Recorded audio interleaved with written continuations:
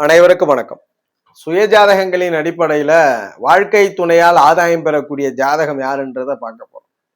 பொதுவா எல்லாருடைய கேள்வியுமே அப்பாயின்மெண்ட்ல பெரிதும் வரக்கூடிய கணவன் மனைவியால ஏதாவது ஆதாயம் உண்டா, வாழ்க்கையில நம்ம தான் சிரமப்படுறோம் அல்லது நம்ம தான் நல்ல நெறியில இருக்கிறோம், வரக்கூடிய துணைவர் வந்த பிறகு வாழ்க்கை அதே போல நல்ல நெறியோட கண்டினியூ ஆகுமா, இல்ல சிரமத்தை அனுபவிக்குமான்ற கேள்விகள் இருக்கும். இல்ல ரொம்ப சிரமப்பட்டுக்கிட்டு இருக்க, ஒருவேளை திருமணமான வாழ்க்கை மேல போகுமா, வெற்றிகரமான பொருளாதாரத்தையும் மகிழ்ச்சியும் அடைவேனான்ற கேள்வி அதிகமா இருக்கும். இந்த ஜோதிடத்துல எப்படி பாக்குறோம்னா, ஒரு ஜாதகத்துல 7ஆம் இடம்ன்றது துணைவரை குறிக்கிறது. அது எல்லாருக்குமே பொதுவான வழிகள்ல நம்ம நிறைய பதிவேற்றம் பண்ணிட்டோம். அதுபோல 7ஆம் மனையும் 7ஆம் அதிபதி தான் திருமணத்திற்கு காரணம். ஆனா ஒரு சில கிரக இணைவை பெறும்பொழுது வாழ்க்கை துணைகளால் ஆதாயம் கிடைச்சிருது. அதுதான் எந்த கிரக இணைவுன்றதை இந்த மேஷம் முதல் மீனம் வரை 12 லக்னத்திற்கு இந்த பதிவுல பார்க்கலாம். கணவனோ மனைவியாலோ வாழ்க்கை மேம்படக்கூடிய யோகம். மேஷ லக்னத்துல ஒரு ஜாதகர் ஜனனிச்சிருக்கிறீங்க, வாழ்க்கை துணையினால் எப்பொழுது ஆதாயம். முதல்ல வாழ்க்கை துணையை பற்றி சொல்லக்கூடிய பாவமாக துலாமனை வருகிறது. அதனுடைய அதிபதி சுக்கிரன் தான் வாழ்க்கை துணையை பற்றி சொல்லக்கூடிய கிரகம். இந்த துலாம் சுக்கிரனோடு ஸ்தான பலத்தை இழக்காம குரு சூரிய தொடர்புகள் இருக்குமாயின் இந்த மேஷ லக்ன ஜாதகர் வாழ்க்கை துணையினால ஆதாயம் உண்டு. 7ஆம் அதிபதி கொஞ்சம் வலுத்துருச்சுன்னா, ஆட்சி உச்சனா கொஞ்சம் காலதாமதமா நடக்கலாம். ஆனா எப்பொழுது நடந்தாலும் இந்த குரு சூரிய தொடர்போடு இந்த சுக்கிரனோ துலாமோ அமர்ந்துட்டார்னா மேஷ லக்ன ஜாதகருக்கு வாழ்க்கை துணை வந்த பிறகு வாழ்க்கை மேம்படும், வாழ்க்கையில முன்னேற்றம் இருக்கும், வாழ்க்கையில ஒரு நல்ல ஒரு உயர்நிலையை ஜாதகர் அடைவார். அதுபோல ரிஷப லக்னத்துல ஒரு ஜாதகர் ஜனனிச்சிருக்கிறீங்க, வாழ்க்கை துணையால் எப்பொழுது ஆதாயம் கிடைக்கும், வரக்கூடிய கணவனோ மனைவியோ ஆதாயத்தை எப்பொழுது செய்கிறார்கள். ரிஷபத்திற்கு துணைவரை குறிக்கக்கூடிய மனை விருச்சக மனை, அதனுடைய அதிபதி செவ்வாய், துணைவரை குறிக்கக்கூடிய காரக கிரகம், அதாவது விருச்சகமோ செவ்வாயோ. இந்த விருச்சக மனை செவ்வாயோடு ஸ்தான பலத்தை இழக்காமல் புதன் சனி தொடர்பில் இருப்பது வாழ்க்கை துணையினால ஆதாயம் உண்டு. நிறைய பேருக்கு சந்தேகம் வரலாம், சனிலாம் தொடர்பு பெற்றா திக்பலம் ஆயிடுச்சு, நிறைய கஷ்டமான ஒரு திருமண வாழ்க்கை, ஆரம்பத்துல ரொம்ப ஸ்ட்ரகிள், லேட்டா தானே திருமணம் அப்படின்ற கேள்வி வரலாம். ஆயினும் இந்த விருச்சகத்தோடோ அல்லது செவ்வாயோடு சனி தொடர்புல இருந்தா ஆரம்பத்துலதான் ஸ்ட்ரகிள், ஆனால் இறுதியில் வாழ்க்கையை திரும்பி பார்க்கும்போது வாழ்க்கை துணை உறுதுணையாக இருந்திருப்பார், கணவனோ மனைவியோ. இது ரிஷப லக்னத்திற்கு. ஒரு ஜாதகர் மிதுன லக்னத்துல ஜனனிச்சிருக்கிறீங்க, மிதுனத்தில் ஜனனித்தவருக்கு வாழ்க்கை துணையினால் எப்பொழுது ஆதாயம் கிடைக்கிறது. மிதுன லக்னத்திற்கு வாழ்க்கை துணையை குறிக்கக்கூடிய கிரகம் குரு பகவான். ஆதிபத்திய மனையாக தனுசு மனை வருகிறது. தனுசு மனையும் குருவும் தான் ஒரு மிதுன லக்ன ஜாதகருக்கு எப்படி கணவன் வருவார், எப்படி மனைவி வருவார், இல்ல அவங்களால ஆதாயம் உண்டா அவங்களால நஷ்டமான்றதெல்லாம் சொல்ல முடியும். அப்ப இந்த தனுசு குருவோடு எவர் ஒருவருக்கு சுக்கிர சனி ஸ்தான பலத்தை இழக்காமல் தொடர்புல இருக்கோ மிதுன லக்ன ஜாதகருக்கு அவர் வாழ்க்கையில கணவன் மனைவியினால வெற்றி அடைகிறார். முற்பகுதி வாழ்க்கையில கொஞ்சம் சிரமம் இருந்தாலும் இறுதியில் திரும்பி பார்க்கும்போது வாழ்க்கையில் உயர்மட்ட வெற்றிகளை கணவன் மனைவிகளால், அதாவது துணைவரால் ஏற்படுத்தி கொடுக்கிறது. கடகலக்னத்துல ஜனனிச்சிருக்கிறீங்க, வாழ்க்கை துணையினால் எப்பொழுது ஆதாயம். பொதுவாகவே கடகலக்னத்திற்கு சனி அவயோகி, ஆனா 7க்கு அதிபதியாக சனியை வரார். மகர மனையும் சனியும் தான் கடகலக்னத்திற்கு வாழ்க்கை துணையினால் ஆதாயம் உண்டான்றத சொல்லுது. சனி தனித்து விழுத்தா மிகப்பெரிய சிரமம், அது ஒரு புறம் இருக்க. ஆனால் எந்த கடகலக்ன ஜாதகருக்கும் செவ்வாய் குரு தொடர்போட மகரமனையோ அதனுடைய ஆதிபத்திய கிரகமான சனியோடோ இருந்துருச்சு, குரு செவ்வாய் தொடர்பு கொண்டு ஸ்தான பலத்தை இழக்காம இருந்தா கடகலக்னத்திற்கு மிகப்பெரிய வெற்றி. வாழ்க்கை துணையினால் வாழ்க்கையை மேம்படக்கூடிய நிலை உண்டு. நல்ல கணவன் மனைவிகள் அமைந்து வாழ்க்கையை வெற்றிகரமாக கொண்டு செல்வீர்கள். சனி தனித்து விழுத்தாதான் சிரமம்.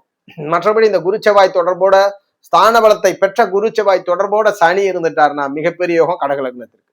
சிம்ம லக்னத்துல ஒரு ஜாதகர் ஜனனிச்சிருக்கிறீங்க, சிம்மத்தில் ஜனனித்த ஜாதகருக்கு கணவன் மனையினால ஆதாயம் கிடைக்கணும், ஒரு வாழ்க்கை துணையினால நல்ல வெற்றி கிடைக்கணும். அதை குறிக்கக்கூடிய மனை கும்பமனை, அதிபதி சனி பகவான். கும்பமும் சனியும் தான் சிம்ம லக்னத்துல பிறந்த ஒரு ஜாதகருக்கு நல்ல கணவன் மனைவி அமைவான்றது சொல்லுது. அப்ப தனித்து சனி வலுத்தாருன்னா பிரச்சனை என்ன, பொது அவயோகி, கிரகத்தில் ஆதிபத்திய ரீதியில் 6க்கு அதிபதி. அப்ப சிம்ம லக்னத்துல பிறந்த ஒருத்தருக்கு தனித்து சனி வலுத்துட்டா மிகப்பெரிய சிரமம். அப்ப சிம்ம லக்ன ஜாதகருக்கு வரக்கூடிய கணவன் மனையால நல்லதே நடக்காதானா, நடக்கும்.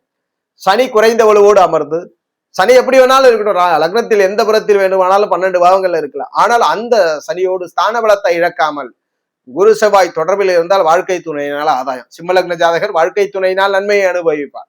குரு செவ்வாய் ஸ்தான பலத்தை இழக்காம சனியையோ கும்பத்தையோ தொடர்பில் இருக்கும் பொழுது. கன்னி லக்னத்துல ஒரு ஜாதகர் ஜனனிச்சிருக்கிறீங்க, கன்னியிலே ஜனனித்த ஜாதகர் வாழ்க்கை துணையினால ஆதாயம் பண்ணணும். வாழ்க்கை துணையை குறிக்கக்கூடிய மனை மீனமனை, அதிபதி குரு பகவான். குருவும் மீனமும் தான் கன்னியில் பிறந்தவருக்கு வாழ்க்கை துணையினால நல்லது நடக்குமா கெட்டது நடக்குமான்றத சொல்றவர்.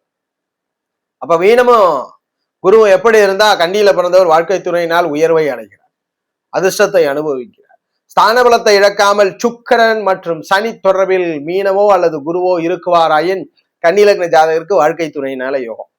துலாத்திலே பிறந்திருக்கிறீங்க, துலாம் லக்னம் பிறந்த ஜாதகம், ஒரு நல்ல கணவனோ மனைவியோ வாழ்க்கையில அமைவார்களா? அந்த வரக்கூடிய துணைவரால் வாழ்க்கை மேம்பாட்டை குறிக்குமானா, மேம்பாடு அடையுமானா அதை குறிக்கக்கூடிய மனை மேஷம், அதிபதி செவ்வாய். செவ்வாயும் மேஷம் வந்தா துலாம் லக்ன ஜாதகருக்கு கணவன் மனை எப்படிப்பட்டவர்? யோகமா அல்லது ஏதேனும் அவயோகமா, ஆகாத துணைவரான்றதை சொல்லும். அந்த வகையில மேஷத்தோடு செவ்வாயோடு ஸ்தான பலத்தை இழக்காமல், ஸ்தான பலத்தை இழக்காம சனி புதன் தொடர்பில் இருந்தால் மிகப்பெரிய யோகம். சனி புதன் தொடர்பில் ஸ்தான பலத்தை இழக்காம மேசத்தையோ செவ்வாயோ தொடர்பு கொண்டு துலாம் லக்ன ஜாதகத்தில் அமர்ந்துச்சுன்னா கணவன் மனைவினால் ஆதாயம். விருச்சக லக்னத்துல பிறந்திருக்கிறீங்க, விருச்சகத்தில் ஜனனித்த ஜாதகருக்கு துணைவரால் எப்போ ஆதாயம் கிடைக்கும்? துணைவரால் எப்பொழுது வாழ்க்கை மேம்படும்? விருச்சகத்திற்கு அதை குறிக்கக்கூடிய மனை ரிஷப மனை, அதிபதி சுக்கிரன்.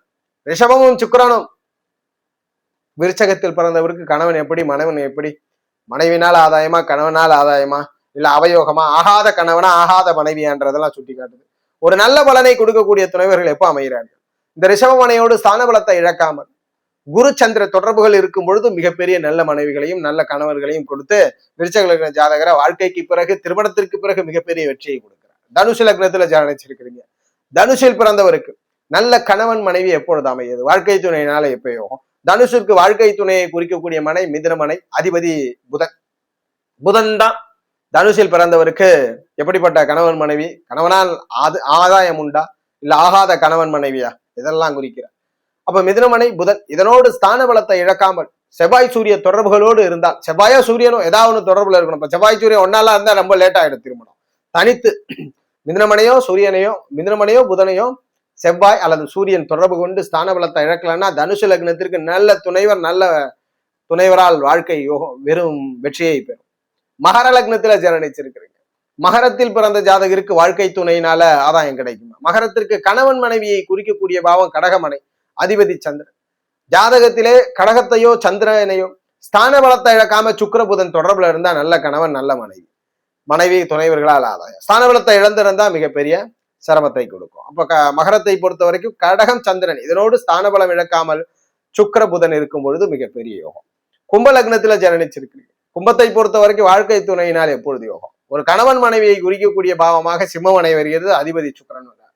ஜாதகத்திலே சூரியனோடோ சிம்மமனையோடு ஸ்தான பலத்தை இழக்காம சுக்கிர புதன் தொடர்பில் இருந்தால் துணைவரால் ஆதாயம். வாழ்க்கை துணை திருமணத்திற்கு பிறகு நல்ல மேம்பாட்டை அடையக்கூடிய அமைப்பு. அப்ப கும்பத்திற்கு சிம்மம் அல்லது சூரியனோடு சுக்கிர புதன் தொடர்பு நல்ல பலனை ஏற்படுத்தி கொடுக்கிறார். அதுபோல் மீன லக்னத்துல ஒரு ஜாதகர் ஜனனிச்சிருக்கீங்க, மீனத்தில் ஜனனித்தவருக்கு வாழ்க்கை துணையினால் எப்பொழுது ஆதாயம்?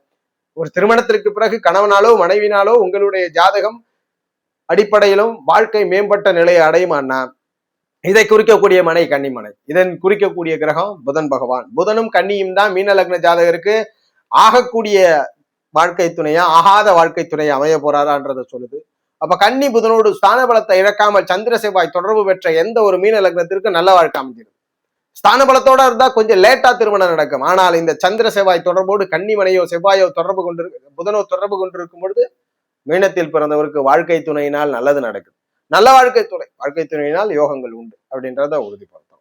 இந்த பதிவுல மேஷம் முதல் மீனம் வரை 12 லக்னத்திற்கும் எந்த மனை வாழ்க்கை துணையரை கொடுக்கிறது, எந்த கிரகம் குறிக்கிறது, அந்த கிரகம் எந்த கிரக தொடர்புல இருந்தா நன்மைன்றதை பார்த்தோம். இந்த அமைகள் அவங்க ஜாதகத்துல இருந்தா காலந்தாழ்த்தினாலும் கிடைக்கக்கூடிய கணவன் மனைவினால் உங்களுடைய வாழ்க்கை மேம்படும்ன்றதை உறுதிப்படுத்தும். ஜோதிட ரீதியான தகவல் அல்லது சுய ஜாதகம் சார்ந்த சந்தேகங்களுக்கு ஸ்கிரீன்ல தெரிகிற நம்பரை தொடர்பு கொள்ளுங்க.